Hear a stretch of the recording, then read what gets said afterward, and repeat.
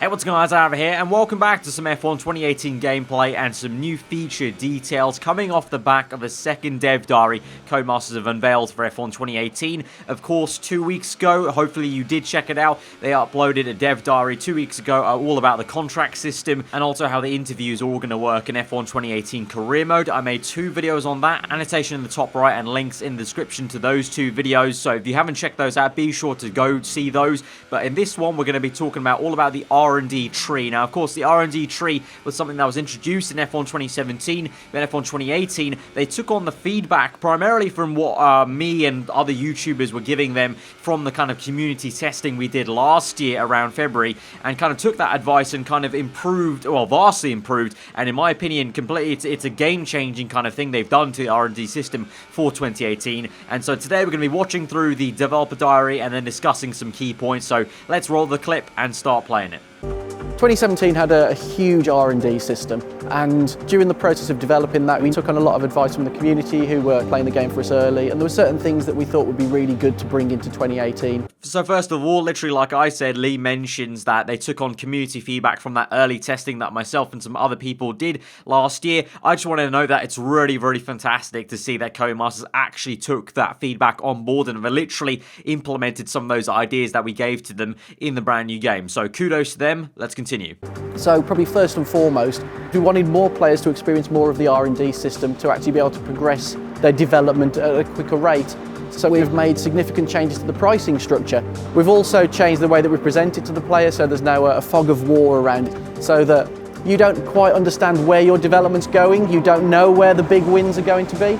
So this was something that I mentioned back in my E3 videos, but of course up till now I wasn't able to give you guys a visual representation of what that fog of war kind of looked like. But essentially it does cloud over what the different branches of the R&D tree look like, which as I said kind of before in those E3 videos, is a very, very good thing, because I think for all of us who played the game very regularly, by about season, I would say even maybe 3, we kind of sussed out what the best upgrades were to do. Kind of that, it was the same case for F1 2016 as well, is that the R&D, you could just kind of easily suss out within a few seasons what the best stuff was. Back on F1 2016, it appeared to be the drag reduction. On F1 2017, in my opinion, I think in career mode, the best way to go about it was the chassis reduction and then the engine power, because that gave you so much lap time over the course of your career mode. So hopefully with the fog of war, it's going to make it a lot harder. Of course, I feel like at some point in the year's cycle, all of us will figure out what the best upgrades to do are for each team, but it's going to be a little bit tricky. It may take longer, and hopefully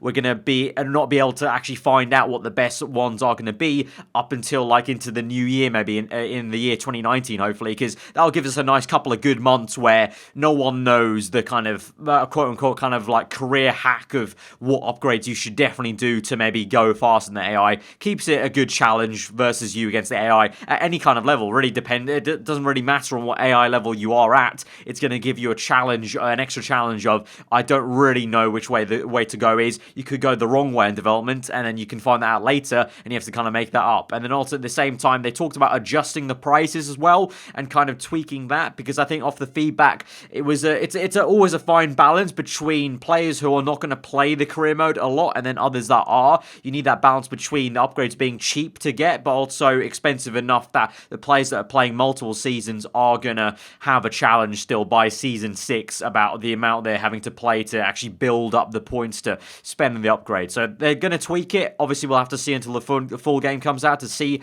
how those tweaks are actually going to play out long term, but good positive signs for that.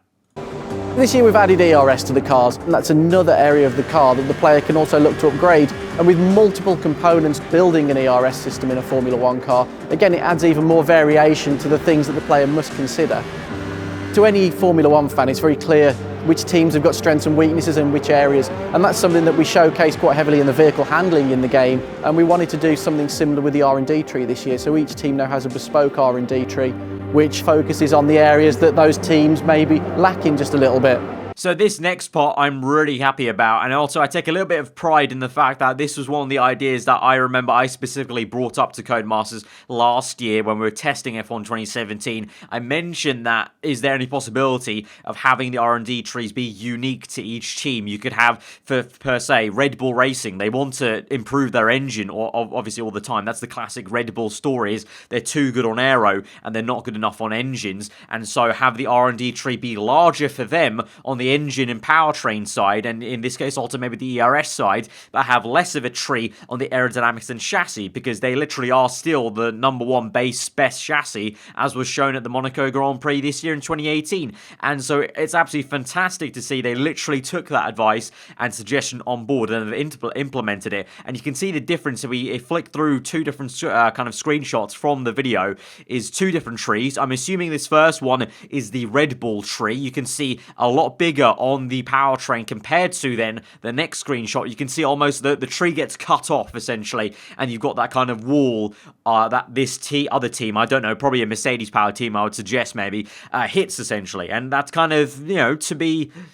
And I think that makes perfect sense. And you've got other teams, perhaps like Williams and Sauber, that are going to have a much bigger tree in pretty much every aspect because they have more to grow. And that also gives you that kind of effect of the top teams, it's kind of diminished returns. The top teams can gain less, logically, than the smaller teams because they have so much more ground to build up. And so that makes sense. And then also just the individuality between the top teams and even the midfield. You know, Renault might need more work on the chassis side. McLaren may not. Vice versa, if you want to believe if McLaren have a good chassis or not this year. But it just gives each team a sense of identity of the R&D tree. And so also, actually, that'll play into the contract system as well, because if you're going to be thinking about moving teams, you're going to maybe want to also think about that. Like, hang on, do I really want to move to, let's say, Williams maybe, if I know I'm going to have to spend so much time improving the chassis, or do I stick with maybe Force India right now? They've got an okay chassis, I just need to work on like the aerodynamics or the powertrain per se. So it's going to also play into, over the course of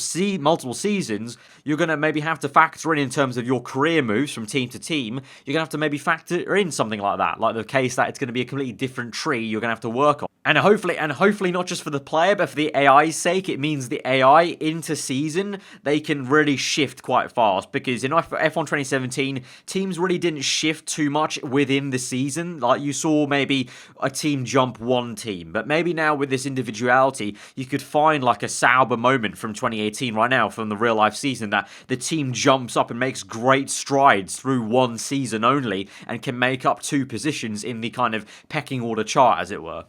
Something that we've brought in this year is it's something that's very inspired by what happens in the sport, and that's a rule change. Regularly in Formula One, so every sort of 4 or 5 years, there's a significant rule change, and the teams have to readdress how they build their cars and change things quite significantly. And that's something we wanted the player to experience, with obviously the key gameplay mechanic from that being, you start the next season, first race at Melbourne, you don't know where the other teams are going to be. And that's amazing to see that reset in the performance.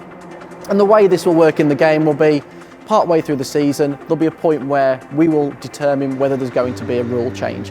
Your R&D guy will speak to you about it, and at this point you need to start determining which areas of the development you want to conserve. Listen up, everyone. They've announced that technical regulations are changing for next season.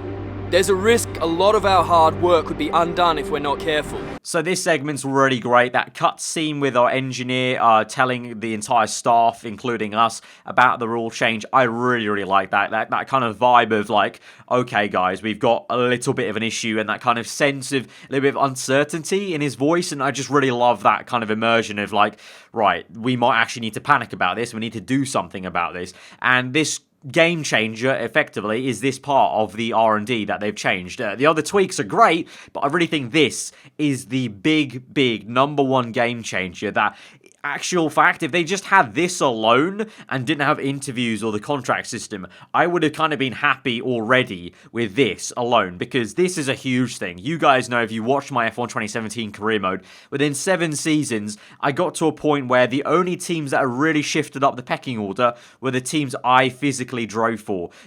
Force India, Red Bull, Renault, those are the teams I drove for before Mercedes in that final 7th season, and those were the only teams that moved up. Every other AI team stayed put and nothing else changed, and so it became very, very stale very, very quickly not quickly, but by the time I got to Season 7, it just got stale, and I wanted to try and play all 10 seasons. I used to be able to do that back in the day when I first got onto the F1 games, but obviously now I've played so much of F1 that I need something like this, and I think all of us need something like this to keep it fresh. Think of other huge games that aren't, sports games, big games that do updates now very, very regularly, and this is almost the best kind of scenario we can get for an F1 career mode, is having updates regularly of each season. You have this reset. It doesn't have to happen every season. You might have from Season 2 to 3, the rules don't change and everything stays put, but then Season 3 to 4, the R&D tree might get reset in a certain department. Like there might be a regulation change for the engine, and so the engine part of your tree might get reset,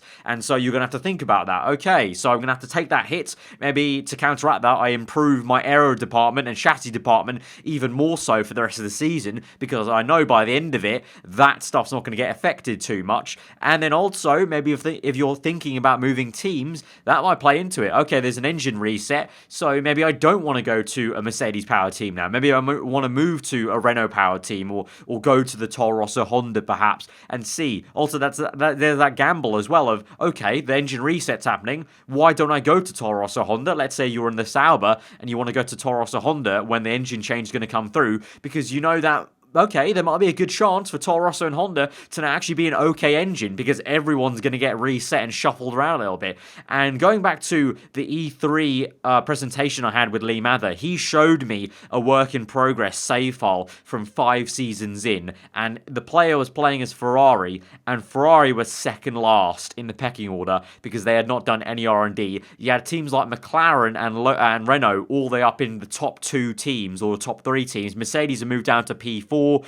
Red Bull were up into, I think, they moved out to P5 as well. Williams had moved all the way up to like P3, I think it was, in the top 3. So you can really get a lot of shuffling just about 5 seasons down the road. And so in 10 seasons' time, that's going to be even greater. So that's a number one game changer thing that I'm so happy they've implemented into the game, and it's great to see. And again, I take also a little bit of pride of that was something that came up in the testing that we did last year for F1 2017. The suggestions we gave to Codemasters, along with the R&D tree being unique to each team. I talked about, the fact that with PC modding, I can do that for like stuff like F1 My Driver, my PC modded series. I can do that by myself, but console players especially don't get the luxury of modding their console games, and so I really wanted them to implement that kind of thing where you don't have to specify what the regulation change really is, because obviously there's licensing on, actually specifying stuff like that, but literally just say there's a regulation change and it's going to mean the R&D tree changes, and boom, literally that's what they've done. So I'm so happy they've taken that feedback on board. I may have spent a fortune on my wings, and I think next season I'm worried that reset might impact on my wings. So rather than losing all of that hard work, I can start spending credits on protecting the work we've done. So it's essentially future-proofing upgrades that you've made for the following season. The AI have to work in exactly the same way. So each of the teams will be going through exactly the same thought process as the player. Do I spend money on upgrading the car as quickly as possible? Do I look at saving some credits just in case there's a rule reset and I want to conserve my R&D? And that's why every season we'll see a huge change in the orders. We were only testing this the other day to see a team that was at the top start the next season mid-table. And it's really cool to be able to see that. It makes every season unique, and it really does drive you to want to do season after season. So in that final clip, Lee kind of goes through kind of stuff I already mentioned about that kind of just teams moving around. And also he mentioned going against what is going to change in terms of you can allocate points to that department. So let's say again with the engine example, if you know the engine's going to get reset, you can set aside R&D points against that engine department of your R&D tree to try and counteract that. So when the regulation change does come in, if you did set aside points for the engine department, it won't be such a hit. So let's say you've done about 10 upgrades on the engine department side by that point and the regulation changes. If you set aside points to that department, I'm thinking maybe hopefully you can keep maybe about 5 of those upgrades, or maybe even 7 if you really put enough points into it, or if you didn't do that much, you can only keep like 2 of those upgrades, but you can keep a couple of the upgrades into the new season if you set aside the R&D points. If you don't, then you lose everything. That's obviously the thing you you need to think about, and it adds just another layer that you need to consider in your career mode as you go throughout, and that's going to be brilliant long term, having to keep on your toes. By season 8 and season 9 and 10, I still want to be surprised and kept on my toes about, okay, right, this is completely different to what I experienced in season 2 and 3. I need to now set aside points here, or I'm not going to. I'm going to change team now due to this regulation change. And so season 10 is just as exciting, hopefully, as season 2 or even 1 was initially. So that's going to be the end then of my little in-depth kind of discussion about the new R&D tree details. And obviously throughout those clips, you guys saw some brand new F1 2018 gameplay, some nice cutscenes, the kind of replay camera, kind of off-camera third-person view, really looking nice. And the more and more I see of this game, the more I'm more excited. Of course, you guys know when I went to E3 and had that presentation by Lee Mather for F1 2018, I was already so hyped, and I already knew I was going to love this game. And I truly believe this is going to be the best F1 2018 career mode, F1 career mode they've ever done in the franchise. And I'm so excited. But it's even better now that you guys for the first time can visually see what I was seeing, because I saw all this stuff early at E3, but I wasn't allowed to show you guys any gameplay or cutscenes or anything like that because it was all under kind of wraps for now. But now they're kind of trickling out this stuff, and it's really great. You can see it visually. So guys, if you have enjoyed the video and enjoyed those juicy details about the R&D tree, smash that like button. Let me know what you thought in the comments below. If you're on your end here, do get subscribed for more F1 2018 content in the coming weeks. Of course, we're only about a month and a bit away from F1 2018, so definitely do get subscribed for more F1 2018 content as we get closer to the release. And then obviously at the release, we're going to be bringing home the F1 2018 career mode to start things off. And actually this week, guys, there's a UK PR event for F1 2018 that I'm going to be attending, and I'm hoping I can get some gameplay from that to show you guys. So keep your eyes peeled, especially in the coming days, literally maybe even tomorrow or the next couple of days in the week. So if you're on your end here, doubly get subscribed just for that immediate gameplay this week. But yeah, hope you guys enjoy the rest of your day. I've been aarava. I'll see you guys next time. Goodbye.